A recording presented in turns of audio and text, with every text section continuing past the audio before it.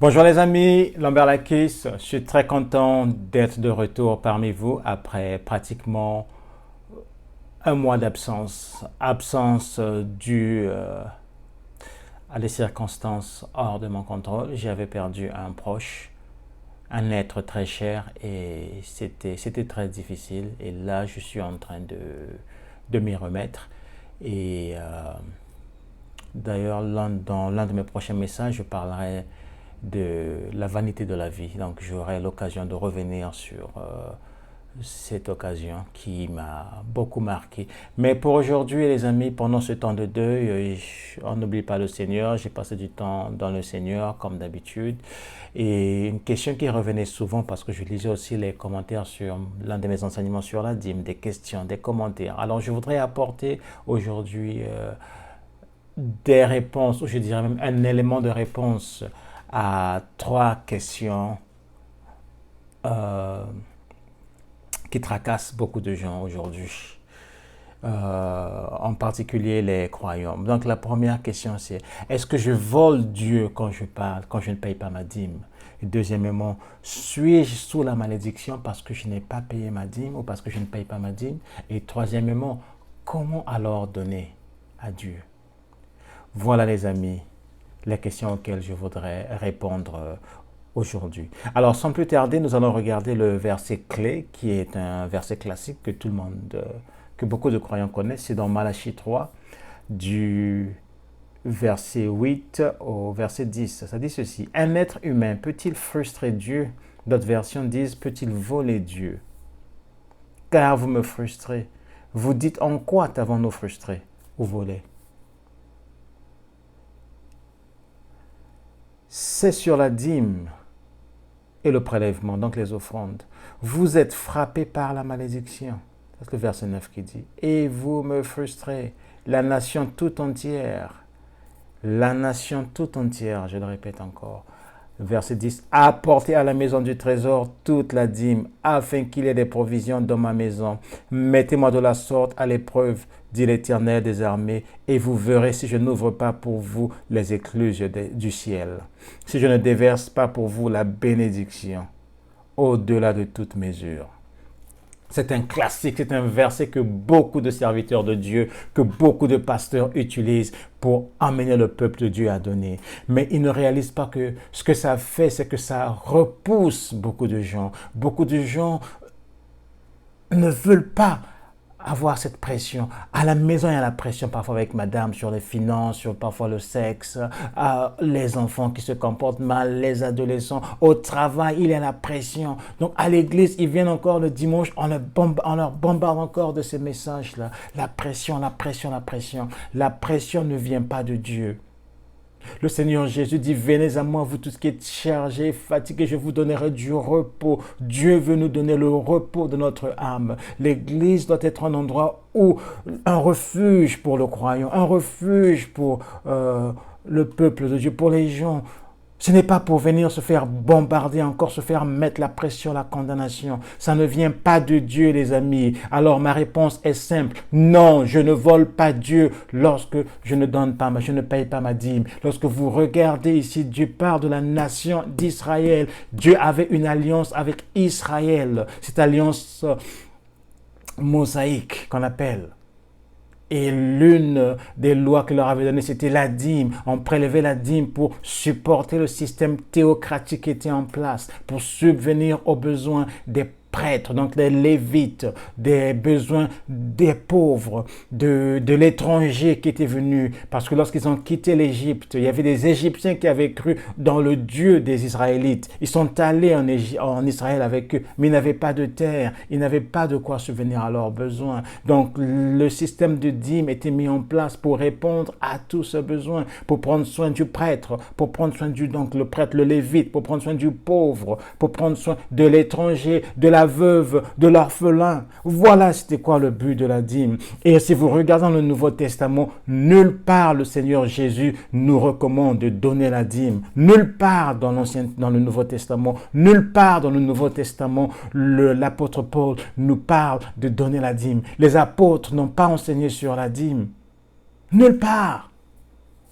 Les amis, il y a un enseignement que j'ai fait un peu plus détaillé sur la dîme que vous retrouverez sur ma chaîne YouTube ou sur ma chaîne Facebook, dépendamment du médium que vous utilisez. C'est là-bas. Allez-y, suivez-les en profondeur. Ça va encore vous éclairer. Alors les amis, ne vous laissez plus voler. La pression, la condamnation, ça ne vient pas de Dieu. L'Esprit de Dieu convainc. Même le pécheur, lorsque l'Esprit de Dieu lui parle, c'est pour le convaincre afin de l'amener à la repentance. Ce n'est pas pour amener la condamnation en lui. Regardez comment vous l'appelez, la femme qui était surprise en flagrant délit d'adultère. On voulait la lapider. Mais qu'est-ce que le Seigneur Jésus a dit? Que celui qui est sans péché jette la première pierre sur elle. Et tous ces pharisiens sont partis. Il est resté seul avec cette dame et il lui a dit, où sont ceux qui vous condamnaient? Va, moi non plus, je ne te condamne pas. Moi, je ne te condamne pas non plus. Pourquoi? Mais par cet acte d'amour, le Seigneur l'avait convaincu. L'amour convainc. On donne parce qu'on aime.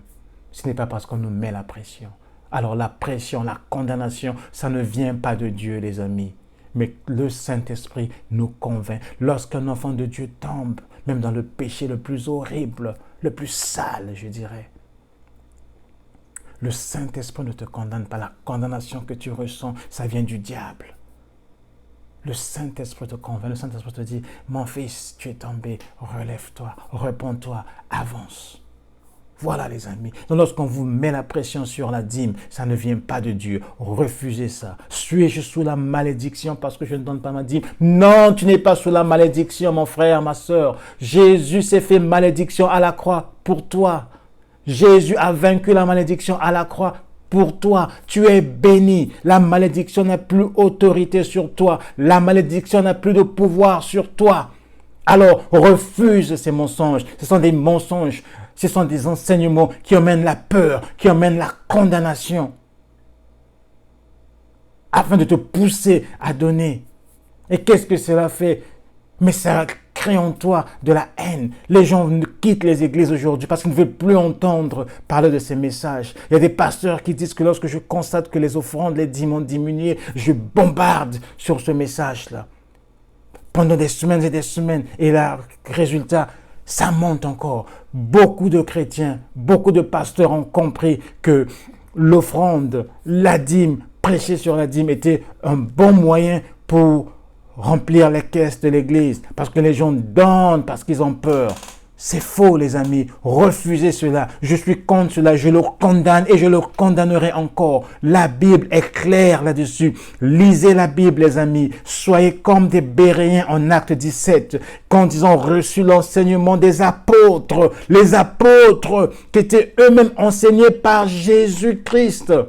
Ils ont reçu la parole avec empressement. Mais sont allés, ils vérifiaient pour voir si ce qu'on leur enseignait était conforme à la parole de Dieu. Voilà ce que le chrétien doit faire. Refusez d'accepter bêtement ce qu'on vous enseigne. Ayez un esprit critique. Ce n'est pas mauvais, ce n'est pas de la rébellion.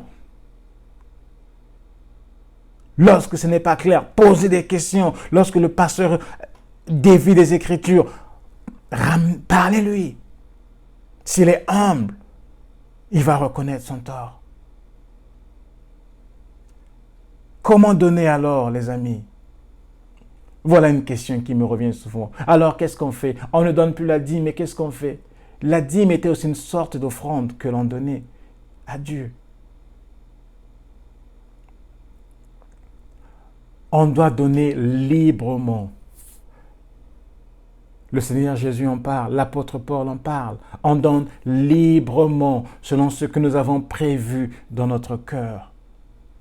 On peut réfléchir, ça doit être de propos délibérés qu'on donne. Vous regardez vos finances, vous regardez vos obligations.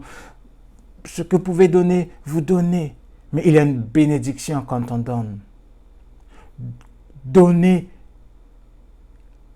Vous avez 1 Corinthiens 16, 2, je vous donne les références que vous pourrez lire. 2 Corinthiens 9, 7 aussi, c'est une bonne référence que vous pourrez lire. donner est un acte d'adoration. C'est l'un des plus beaux actes d'adoration que vous pouvez offrir à Dieu. Parce que tout le monde peut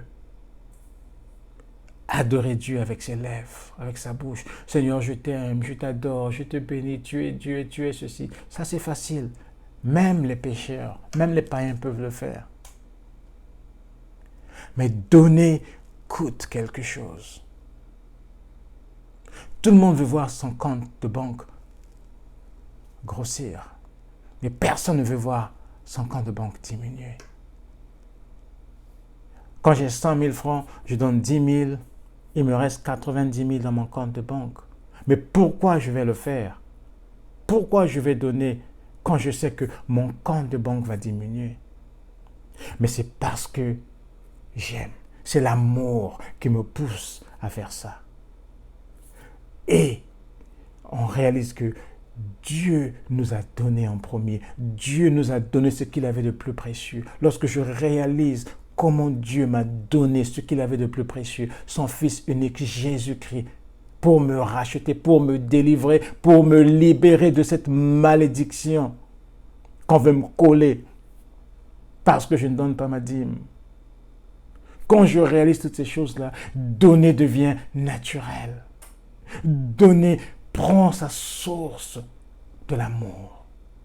Je donne non pas par obligation, par contrainte, parce qu'on m'a chauffé les oreilles, mais parce que je réalise que je donne parce que j'aime Dieu. Et si j'aime Dieu, c'est parce qu'il m'a aimé en premier en me donnant ce qu'il avait de plus cher. À ce moment-là, je donne librement, avec joie, car la Bible dit que Dieu aime celui qui donne avec joie. Et qu'est-ce que ça fait? Ça me remplit de joie. Je veux donner. J'accomplis la volonté de Dieu en donnant. Je reflète la nature même de mon Dieu, qui est amour. Et l'amour, l'une des façons dont l'amour se manifeste, c'est par le don. Je donne librement.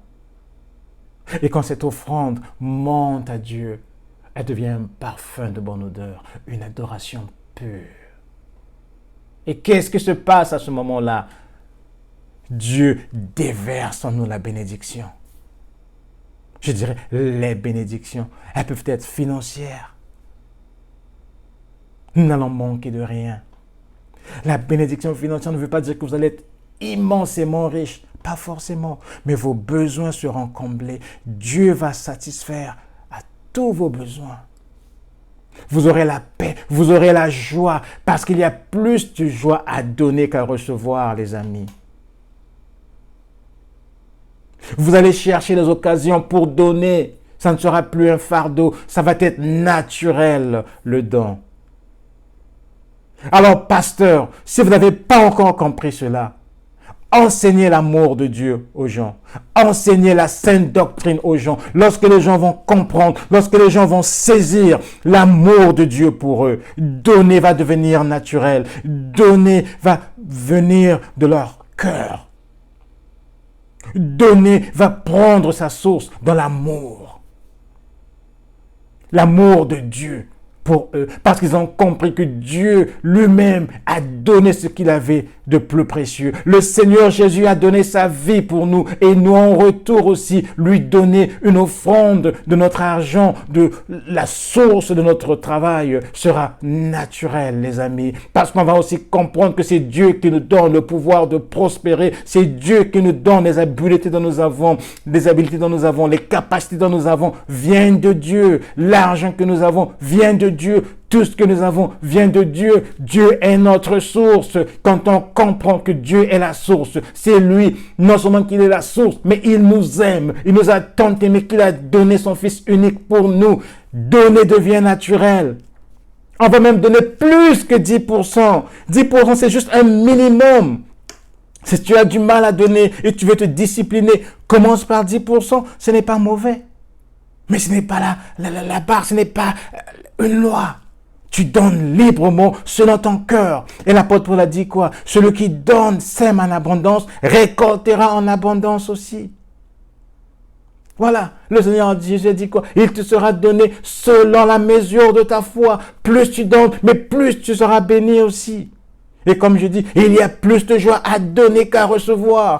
Même si mon compte de banque est vide, par exemple. Mais quand je vois, par exemple, tous les enfants qui ont été sauvés de la mort à travers notre ministère, quand je reçois les photos, les vidéos de leur développement dans leur nouvelle famille, mon cœur est comblé de joie. Des larmes coulent de mes yeux. Parce que je suis content pour ces enfants. C'est naturel pour moi. Cher ami, ne vivez plus sous la condamnation, car Jésus nous a libérés de la condamnation. Jésus nous a libérés de la peur. Ne donnez plus à cause de la peur. Ne donnez plus parce qu'il y a la pression. Non, donnez librement par amour, parce que vous avez compris que vous donnez, parce que Dieu vous a donné en premier. Dieu vous a aimé et a donné. Et en retour, vous donnez aussi à votre Dieu. Et à ce moment-là, votre don, votre offrande va devenir un parfum de bonne odeur, une adoration à Dieu. Vous voyez que donner est un acte, l'un des plus beaux actes d'adoration qu'un croyant peut offrir à son Dieu. Voilà le message que j'avais pour vous et j'espère que ça va vous libérer de la condamnation. Ça va vous libérer de toutes ces pressions que vous avez. Soyez libres les amis. Lorsque vous n'en avez pas, mais vous ne pouvez pas donner, ne vous comparez à personne. Je suis contre ces pasteurs qui, pour donner, ils font des appels. Alors on commence par 10 000 $, 5 000, jusqu'à 1 $. Et quand vous n'avez même pas 1 $, c'est humiliant de vous lever pour aller mettre dans le panier.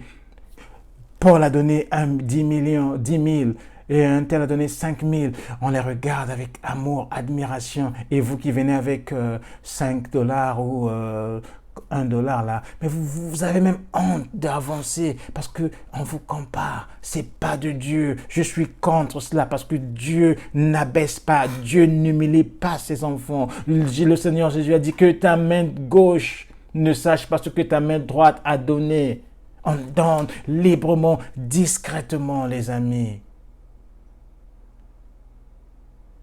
Que le Seigneur vous garde, que le Seigneur vous bénisse et à la prochaine.